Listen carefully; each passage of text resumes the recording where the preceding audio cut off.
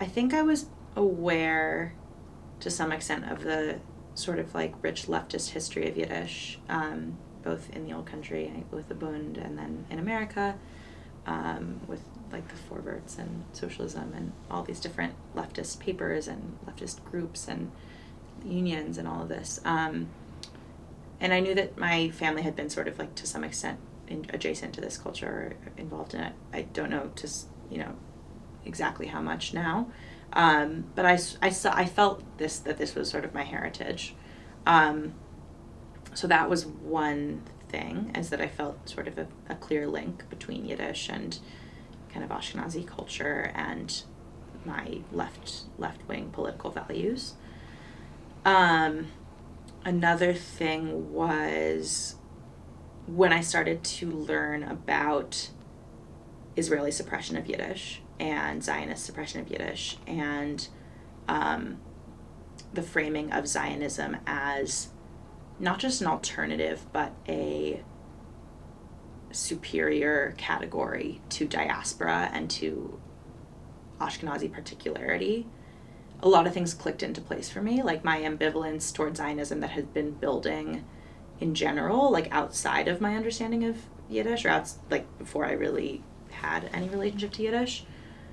This growing anti-Zionism had been built, or I shouldn't say anti-Zionism, but growing lack of Zionism or ambivalence about Zionism had been developing, and this, what I learned about the relationship of Zionism to Yiddish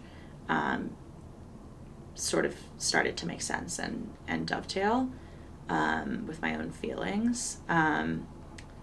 It also went along with my growing not disdain, but my growing distance and sense of lack of identification with the reform movement, because the camps and the summer camp and youth group and whatever that I went to was very knee-jerk Zionist, very much framed Zionism and Israeli culture as our culture and our inheritance, and said nothing about Yiddish, even though, like, for better or for worse,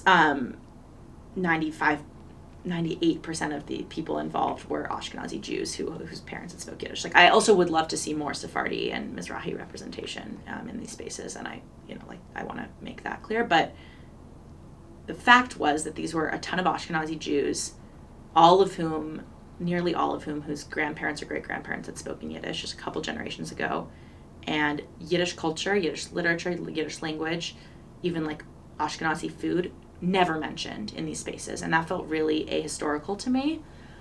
And then when I learned in college more about the history of the reform movement, it made total sense, because it was this like German bourgeois attempt to erase like Jewish ethnicity and make Jewishness into Christianity. Like not literally, but make it so that being Jewish was no different really than being Christian. Like it was just a religious identity. And so of course they wanted to scrub like Yiddishkayt from that. And of course they wanted to sterilize it, and all of these things. And so both religiously and culturally that became more and more distasteful to me.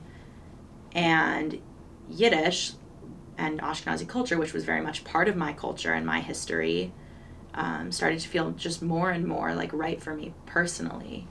So I don't know if that's actually an answer to the question about politics, but like as I came to Yiddish through this academic and like intellectual lens, I was sort of simultaneously coming to it from this religious and cultural place, because I realized how much more sense it made for me and my family and the way I'd grown up and the way that my family related to Judaism than, the reform movement that very much wanted to scrub itself of this very thing that was my heritage. Mm-hmm.